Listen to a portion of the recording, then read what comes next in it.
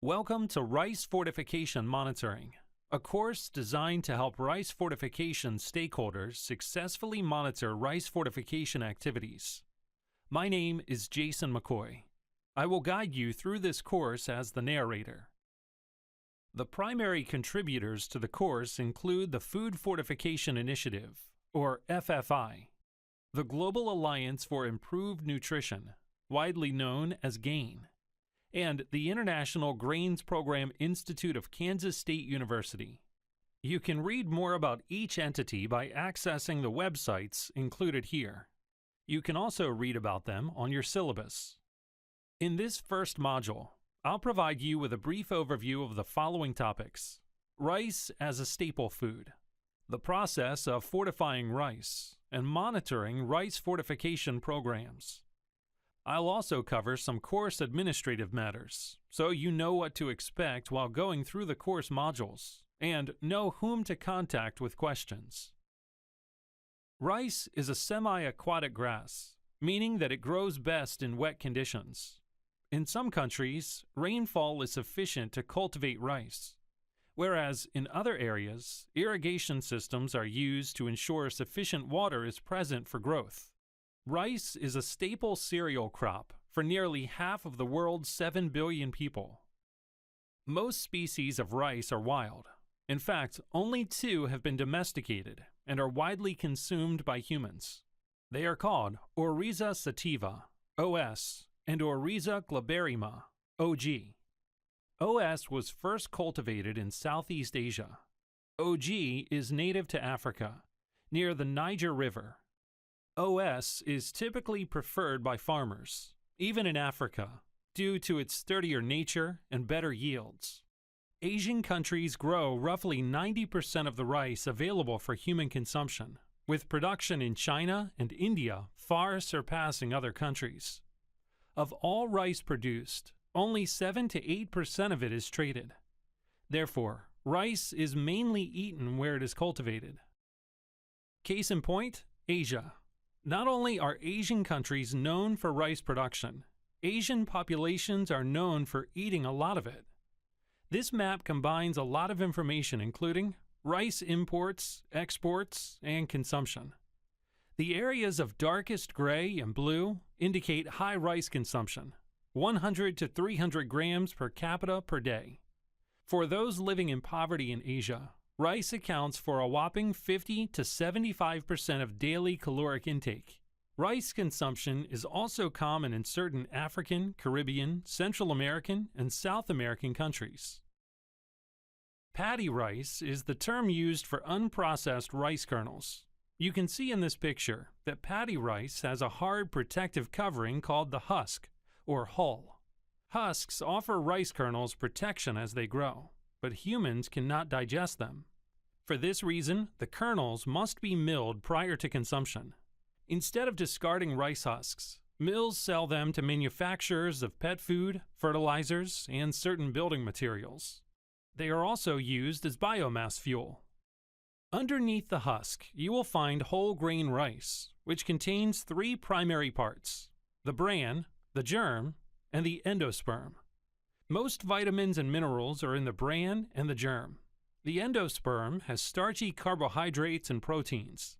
Brown rice is milled rice that still has the bran and germ intact.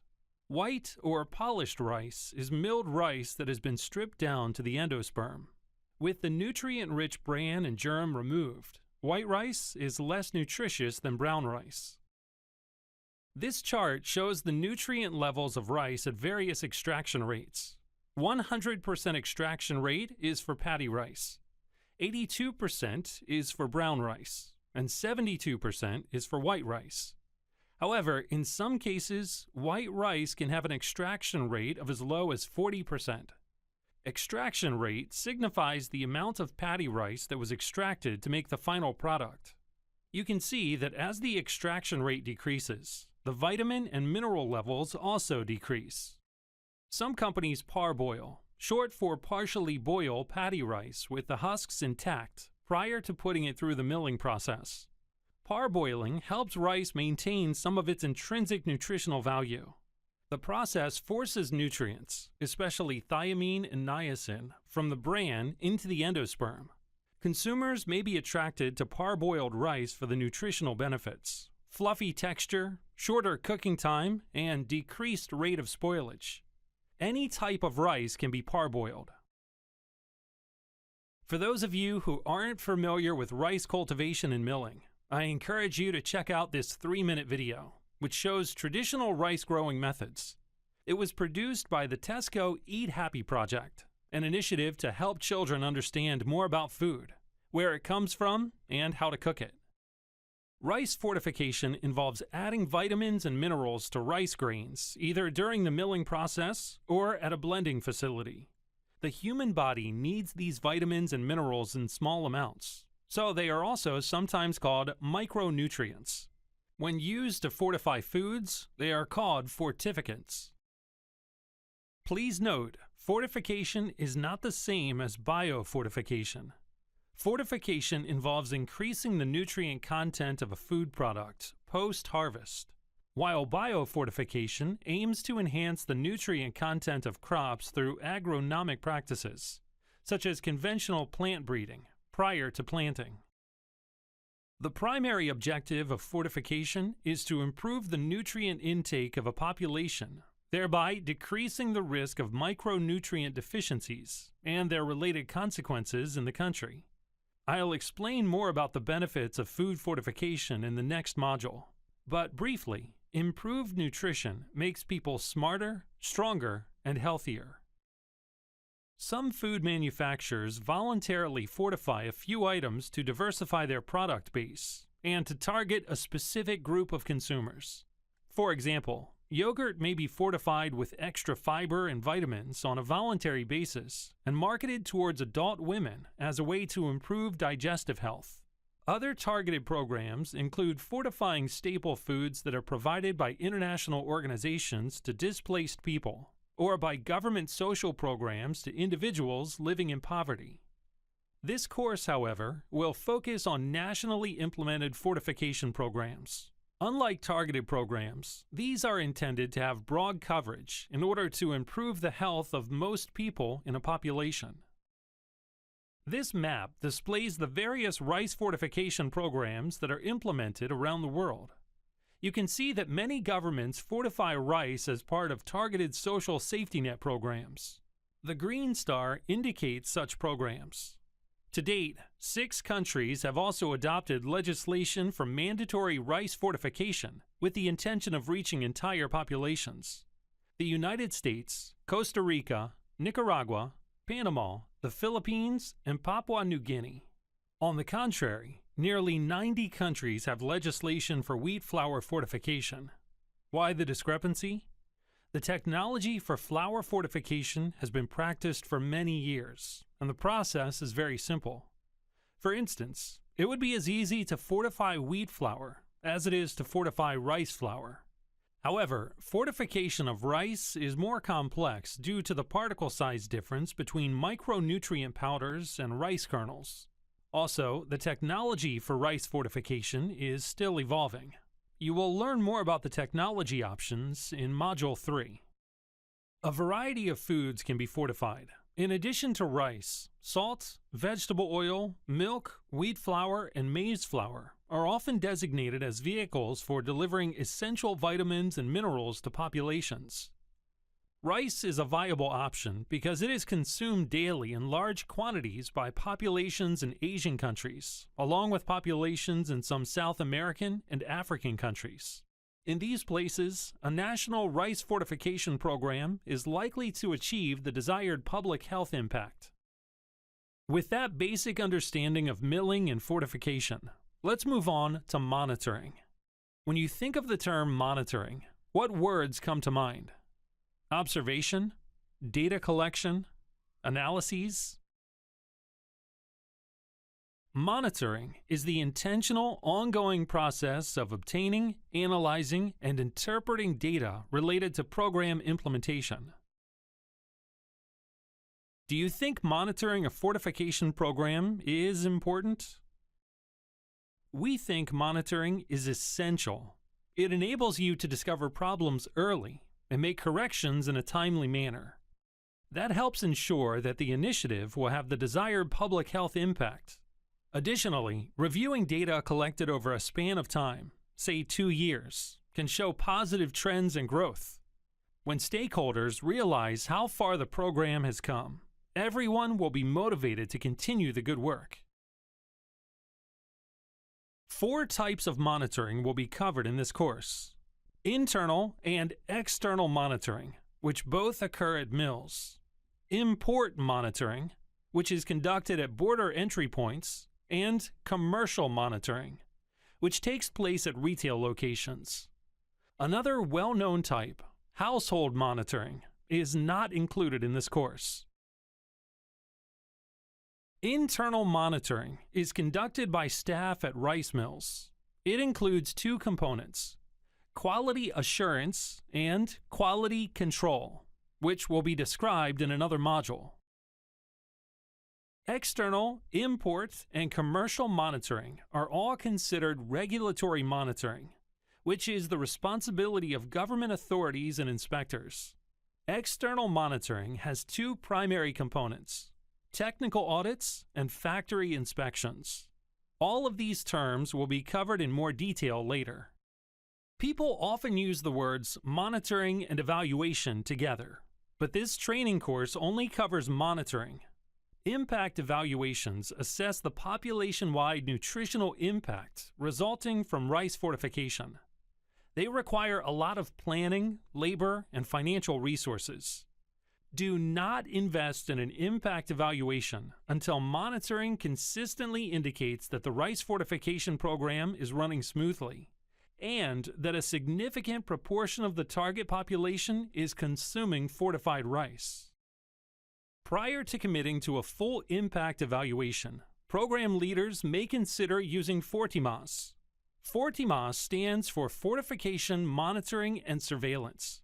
The manual provides guidance for gauging fortification program coverage and changes in micronutrient status among the population using sentinel site surveillance.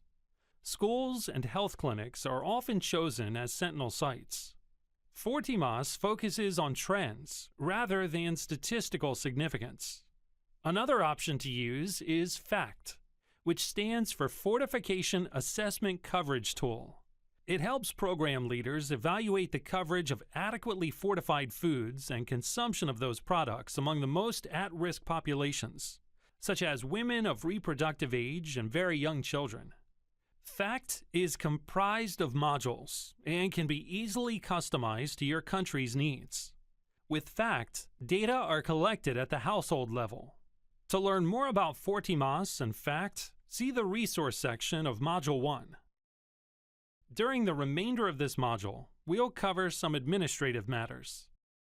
When you have finished this course, you will know the key concepts of monitoring and feel more confident in your ability to engage in monitoring activities and track data appropriately. Does your country already have a fortification monitoring system? If so, you will be able to assess it for strengths and weakness and suggest improvements. If not, the knowledge gained from the course will help you and other stakeholders to start planning a monitoring system. This course has a series of modules of various lengths. The full list is on your screen. As you can see, they cover a variety of topics, such as planning for a monitoring system, internal monitoring, regulatory monitoring, and reporting and using data. I recommend that you go through the course over the course of 1 or 2 weeks, rather than try to complete it in a few days. Doing that will help you retain the information. Each module after this one will be accompanied by a quiz that reviews key concepts. We advise you to take some notes while watching the module videos. These will be useful during the quizzes and for your future work on this topic. If you watch all the modules in their entirety and earn at least 80% on the quizzes, you will receive a certificate with acknowledgement from GAIN, FFI, and the IGP Institute of Kansas State University for your accomplishment.